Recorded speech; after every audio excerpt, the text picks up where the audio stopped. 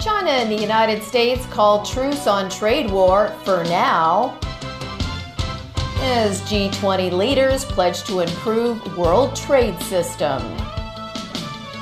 And a local academic's take on a controversial gene editing experiment.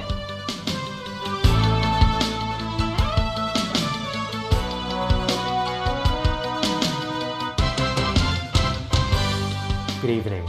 China and the United States have called a 90-day truce on their bitter trade dispute following high-stakes talks between its two leaders on the sidelines of the G20 summit in Argentina. Beijing agreed to buy more American goods to reduce their trade imbalance, while Washington will hold off more tariffs on Chinese goods for now. While leaders of 20 of the world's top economies were present at the Argentine capital, Buenos Aires, the headline G20 summit was not even the weekend's main attraction. The highly anticipated high-stakes trade meeting between President Xi Jinping and his US counterpart Donald Trump was the main event. After 2.5 hours of friendly and candid talks, both sides shook hands on a 90-day ceasefire in a trade dispute that has rocked the world economy for months. According to the White House, Trump agreed to hold off for the time being on raising duties on $200 billion worth of Chinese imports from 10 to 25% on January 1st. In return, Beijing will buy an unspecified yet substantial amount of agricultural, energy, industrial and other products from the US to reduce its massive trade surplus with Washington. Both sides also agreed to immediately start talks on structural changes to wide-ranging issues such as forced technology transfers, intellectual property protection and cyber theft. The relationship is very special, the relationship that I have with President Xi, and I think that is going to be a very primary reason why we'll probably ending up getting something that will be good for China and good for the United States. The truce, however temporary, buys time for both sides to sort out their differences, namely US accusations of China's overly aggressive drive to supplant it in global technological dominance. If both sides fail to resolve their differences in 90 days, the higher US tariffs will kick in. The White House framed the outcome as a victory for Trump and his hard-nosed negotiating tactics, securing concessions from China without giving up much in return. But that was just on the surface. Notably, Washington appears to have backtracked on its previous threats to tie trade talks to security concerns such as Beijing's expansion in the South China Sea. In another long-sought concession to Washington, Beijing agreed to label fentanyl as a controlled substance. It's a deadly synthetic opioid blamed for tens of thousands of American drug deaths annually. Despite the trade truce, Hong Kong's manufacturers remain pessimistic about their short-term business prospects until a permanent deal is struck. Our Christy Lung has that story. Concerns linger on whether a deal will be struck between the two powers within the time frame of 90 days. An academic in Hong Kong is optimistic the two countries will be able to agree on a deal, but warned that tensions would continue to simmer. I don't think the competition between these two superpowers will stop here, for long. As all of us know, the economic situation of the United States is not very well. It doesn't go so well at the moment. Depends on how could they regulate further reform or open of the China market to not only the US enterprises but also the United States allies all over the world. Hui believes Hong Kong will have the advantage in the long term when the trade dispute is settled. After all, if the doors of China could be opened even a little bit, and Hong Kong could still act as a platform between the two economic giants, not only local companies, but actually our counterpart could still use Hong Kong as a good site to expand their services, their quarters, or even their products. However, the city's manufacturers, who have been hard hit since trade war began, are less optimistic. Dennis Ng, president of the Chinese Manufacturers Association of Hong Kong, says the negotiations add uncertainties to the market that would affect the number of orders they have. Financial Secretary Paul Chen took note of the trade war truce while attending the G20 summit in Argentina. In a blog post written before the truce was announced, Chen does not expect a single meeting between the two leaders to resolve all trade issues. He also reminded people not to be too pessimistic about the future. Christy Leung, TVB News. Leaders of the world's top economies agreed to repair the global trading system as they closed the G20 summit. The two-day summit saw the Trump administration at odds with many allies over pressing issues such as the Paris Accord on climate change and migration. In a joint statement signed by all 20 member nations, 19 of them reaffirmed their commitment to the Paris Climate Accord. Washington remains the lone holdout after Trump withdrew the US from the pact in June last year.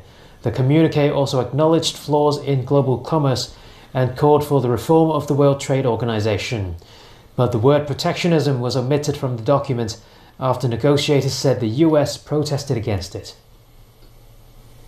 U.S. President Donald Trump has hinted at a second meeting with North Korean leader Kim Jong-un. 3 possible locations are being considered. Trump told reporters upon his return from the G20 summit in Argentina that he and Kim are getting along very well. He added that he will even invite Kim to the United States at some point. The White House said in a statement that Trump and Kim will strive to see a nuclear-free Korean peninsula. Senior U.S. officials were first quoted back in October. Some breaking local news. Lawmaker Eddie Chu is officially disqualified from running in a rural election. He had filed to run in a resident representative election for Yuen Kong San Chun, a village in Pat Hong, Yuen Long. A returning officer told Chu today that he is disqualified, but an official reason has yet to be made public. Chu had been asked to answer questions regarding his stance on sovereignty issues. 5 people remain in hospital following Friday's deadly bus crash in Xingyi. The government says it will investigate whether the bus concerned was licensed to provide employee services. As Kana Chu reports, that's raised concerns over whether insurance will cover all the damage. Friday's fatal collision on Chongqing Highway left 5 dead and 32 others injured.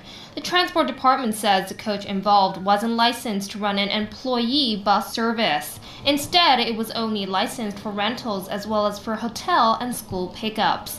Investigations are now underway to see whether Kwon Bus Group, which the coach operates under, is eligible for employee bus services. Half of the coach's passengers worked for Cathay Pacific. The airline says it would treat the situation as an occupational injury case.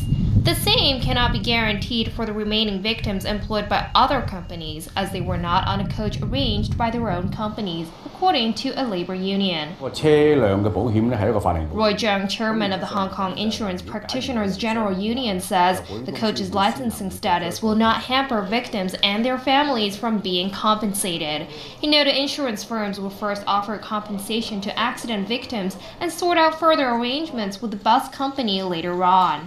Chief Secretary for Administration Matthew Zhang says the government will help as much as it can. The Labor Department has already reached out to the victims' employers, reminding them of the responsibilities under Hong Kong's labor laws, Zhang said. He noted the government will continue to follow up on the matter and offer assistance to all those affected. Kana Chu, TVB News. A local academic says the issue of gene editing could one day be a useful medical tool, but now is not the right time. The comments were made during a discussion on the recent controversy of genetically edited babies. Caleb Leung has more. Chinese scientist He Jiankui sparked controversy for claiming to make the world's first genetically edited babies. His intention was to protect 2 girls from the virus that causes AIDS, as their father is HIV positive. Speaking to TVB News on the subject, the Associate Dean of Chinese University's Faculty of Medicine explained why He's procedure is unethical. When you edit a gene, and that change can be passed on to future generation. So that is an area which now is not appropriate to do because the technology is not ready. and the social and ethical consensus has not been reached. Dennis Lo, who is also a member of the government steering committee on genomic medicine, says gene editing may cause side effects. You're trying to edit a particular gene, but the current generation of technology, in addition to that change, it may actually affect other part of the genome. And so those off-target effects might potentially cause serious diseases like cancer and others. Lo says He's experimentation will serve as a warning for others in the international scientific community. I think the response from the International Scientific Committee is very prompt and very uniform. It's uniformed condemnation that this should not be done. And hopefully with this, then the regulatory authorities will actually make sure there's no gaps in the insights of how this is done. He also believes the issue can be readdressed when society is ready. Actually, this is an issue which can be readdressed in the future if the technology become improved and if there is scientific, social, legal, and ethical consensus, and if the disorder that you're trying to treat is very serious and there's no reasonable alternative. Caleb Leung, TVB News. And still ahead tonight, demonstrators demand more protection for the victims of sexual assault in Hong Kong. Paris turns into a war zone as protesters battle police over French fuel tax and rising living costs.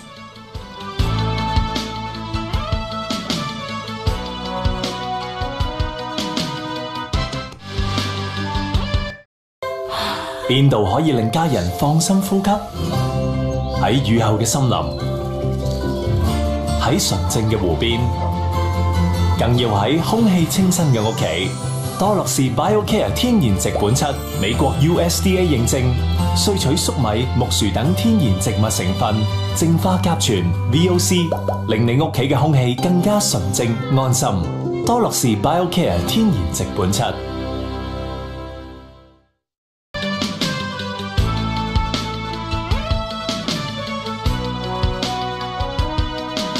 Welcome back. Me Too campaigners took to the streets this afternoon, calling for an end to victim blaming in sexual assault cases. As Haley Joe reports, organisers say the issue isn't just about women, but about all of humanity. However we dress, wherever we go, yes means yes and no means no. Around 3 p.m. today in Central, about 100 protesters marched together to spread the message. And their message was clear: how the victims dressed should not be used against them as evidence of their consent to sexual assault. The victim blaming culture here is very, very real. Even if he were found guilty, I'm pretty sure that she would receive a lot of flack from society. Very recently, the first Me Too case in Hong Kong to reach the courts ended very disappointingly. But I'm here to say, that's just the beginning. This is just the beginning, and we're going to keep fighting. What she's referring to is what happened in Ireland last month. In a rape trial, a young man was found not guilty of raping a 17-year-old because she was wearing a thong with a lace front. It gave rise to the This Is Not Consent movement, in which Irish women posted photographs of their underwear to protest against the tactic being used frequently in courts. But protesters here say the situation isn't any better in Hong Kong. I would say in Hong Kong, I think there should be more awareness raised than what it is today. It's a problem that, as well as women, men are facing, especially in LGBTQIA communities as well. Today, not just women's rights groups, but many others representing migrant workers, transgender people, and bisexuals also came out to support the Me Too campaign. They say they're here because victim blaming is not just a female issue, but a human issue. This Anti-Sex Violence Resource Center, Anti-480, pointed out Hong Kong's outdated sex education curriculum, which was last updated 21 years ago. Many other participants also stressed the importance of education, saying there is sexual diversity in Hong Kong society and their rights should be protected. Haley Joe, TVB News. The Democratic Party announced its committee members for the new term today. During the annual general meeting, 30 members were chosen for its central committee. Lawmaker Wu Chi-wai will continue to serve as party chairman.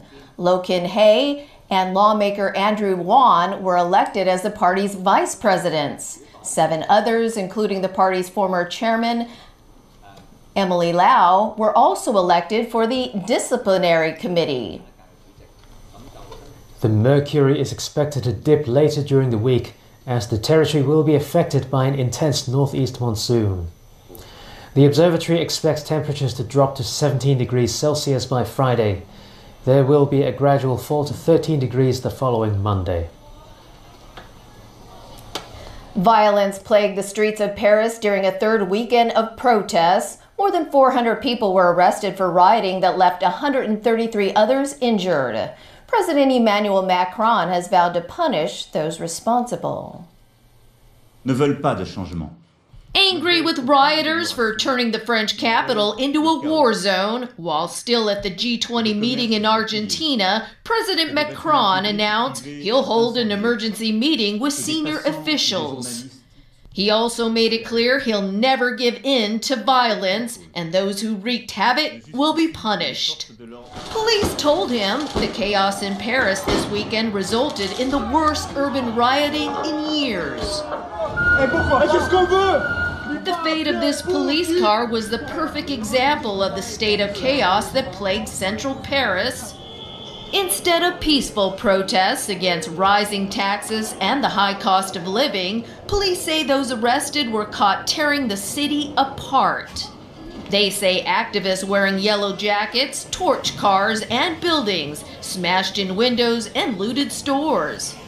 They also tagged the Arc de Triomphe with multicolored graffiti and set fire to a building right next to the iconic landmark. France's interior minister used this TV interview to call for calm. Those injured in Saturday's protests included 23 police officers.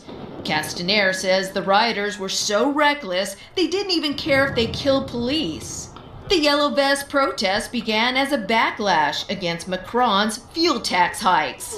But it's now grown into hatred towards the 40-year-old's economic reforms, which many voters feel favor the wealthy and big business.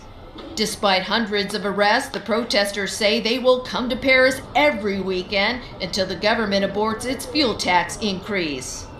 That increase is a cornerstone of Macron's energy policy that aims to lower carbon emissions by encouraging residents to switch to renewable sources. The Yellow Vests get their name from the yellow jackets all motorists in France must carry in their vehicles. Tributes are pouring in from around the world to honor the memory of former US President George H.W. Bush. One thing that came through loud and clear, he's very proud of his family and very much loved his family. So he's a terrific guy and he'll be missed, and he led a full life and a very exemplary life too. He was a man who loved his family, who loved our country, and who served America with distinction all of his life. You know, like Ronald Reagan, they both loved people, but they both believed in this country. They both believed that people were good, were essentially good, and we're going to miss them. Certainly, I think this is the end of an era. He was an extraordinary human being. I'm going to steal a line from my brother Jeb Bush. I feel like I hit the jackpot when it came to picking parents. Obviously, we'll always remember the incredible public contributions that he made, but to me, my grandfather was simply the world's greatest grandfather. President Trump declared a day of national mourning in America. He also ordered American flags to be flown at half-staff for 30 days to honor Bush.